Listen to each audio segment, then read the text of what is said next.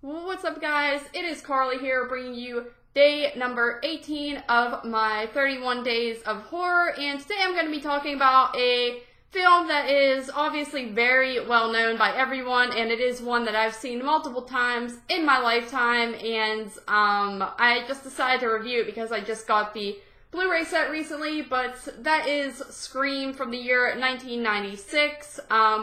Yeah, I won this off of the Woodsboro Bros podcast. They did their I believe, top 30 slashers this was for, and asked to guess their list, and I guessed the closest to both their lists, so I ended up winning this cool Blu-ray set, so shout out to them for this, and also just shout out to the Woodsboro Bros horror podcast as well. If you have not listened to them yet, I would definitely recommend them because they are pretty chill dudes. But anyway, Scream. Like I said, this is a movie I've seen many a time, so it's pretty easy for me to talk about. But the plot to Scream, if you do not know already, is you're following this character, Sydney Campbell, and you're also just kind of going through her life as she goes to high school, and she also has a group of friends as well, and you're kind of just following these characters while there is a killer on the loose.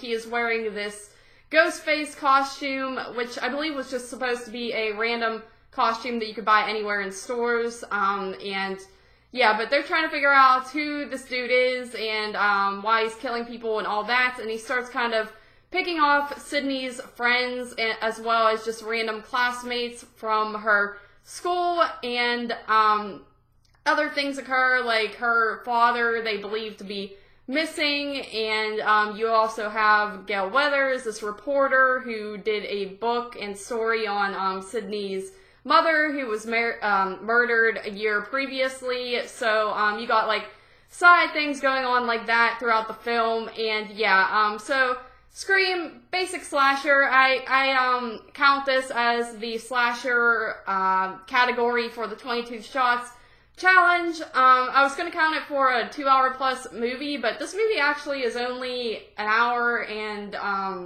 like 11 minutes, I believe, or some, not 11 minutes. It's almost 2 hours. Some things listed as being 2 hours, but an hour and 51 minutes, I think, is what it actually is, so I didn't count it for the 2-hour plus thing because obviously that wouldn't be fair and wouldn't make any sense since it's not 2 hours. But anyway, Scream, what can I say? That, you know, not to like spoil anything, but I know everyone already knows, this is one of my favorite horror movies of all time. I just think it's fantastic, and it really holds up to this day. The thing that really stands out about Scream is that I find this, compared to the other slashers that followed it or came a little bit before it even, during the 90s, those movies just don't really hold up as well, and the acting's not that great in them, and they just have that general 90s feel to it, where Scream, while it does still have, some parts are a little bit, have that dated feel to them, it's not seen as bad to me, and I believe the characters in this movie are very engaging, and they just feel very genuine and like they want to be doing this movie, where some other of the slashers, they're just not that great at acting, and the plot is very sloppy. I feel like this one just really is entertaining to watch, and it has some very entertaining people throughout it. It has an awesome score, that one, you know, the song that plays throughout Scream, I've always just thought that was very, very awesome, very fitting for the film.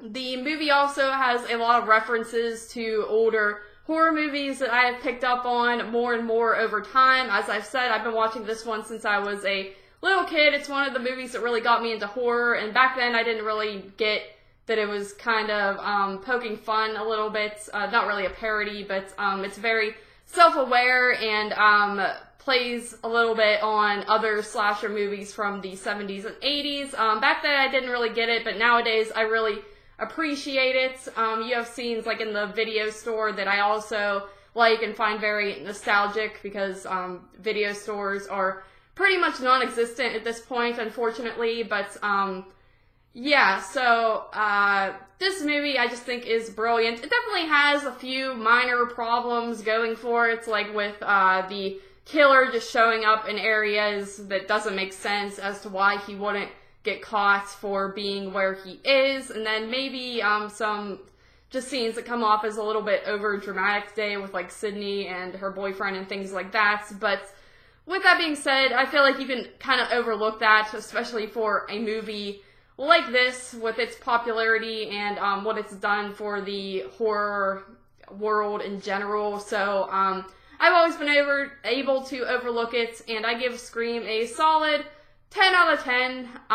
Great movie. It really flies by too for being such a long film, and one that I will continue to rewatch time and time again. So 10 out of 10 for Scream 1996. Thank you guys once again for joining me for day 18 of my 31 days of horror, and I will see you for day 19.